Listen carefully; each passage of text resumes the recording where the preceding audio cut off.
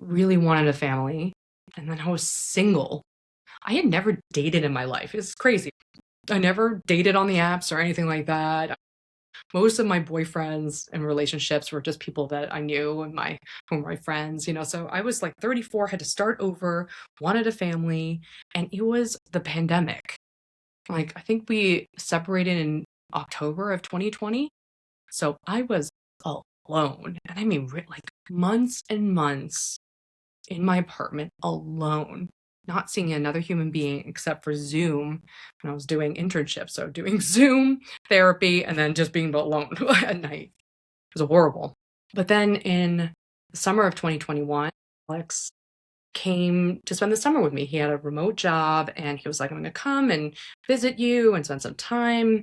I know you're going through a hard time. So he came and we spent a couple weeks together in Airbnb. It was like super fun with also our other friend. And I remember that we went to see a newborn baby of a friend who just gave birth.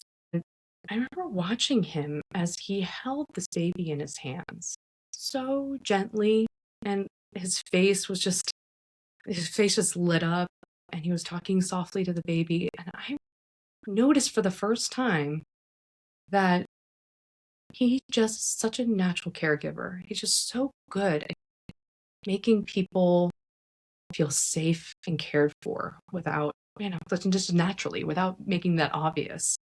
So I saw that, and on our cab ride home, he started to cry. He started to talk about, I think we're about to start these new chapters in our lives, start our own families, and we live so far apart from each other that we're going to drift apart as friends.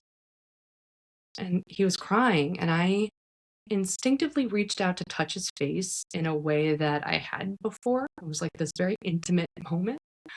And I think that was the moment that really shifted us out of the friend zone.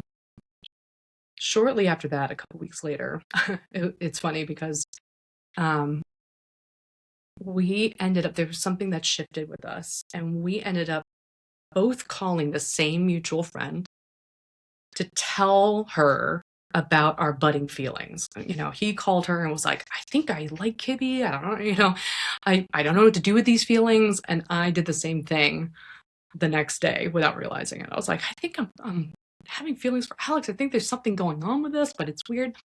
And she like gently ushered us you know, to address it. She was hinting to both of us that we should connect over it. And it took a long time because I think we were just so terrified to risk this really important friendship. I mean, he was like my best friend. Like whenever, like all throughout our other relationships, we'd be the person that we would call for support, confide in or whatever. So it's like we were risking a really important relationship in our lives. Finally, he made the first move. And I get to say that because this is my story. He would say something different, but he made the first move. And then it was just clear that, it was so scary, but it felt right. There's something that felt right about being together. And we were together, and the part that really was hard to talk to him about was, I mean, he's seen the fertility struggles that I've been through. He was like on the phone with me, right? He knew how hard this was for me. And I was like, it's going to be a long road. We're old. We get it. You're not old, but time is a ticking. I don't know what my fertility is all about. I think that we should start trying, and it's probably going to end up in IVF, if anything. So I was really scared because I remember feeling like I'm going to bring my brokenness to him. I would taint him with my broken uterus or ovaries or whatever, right? So I was like, oh, I'm going to have to put him through the misery of infertility.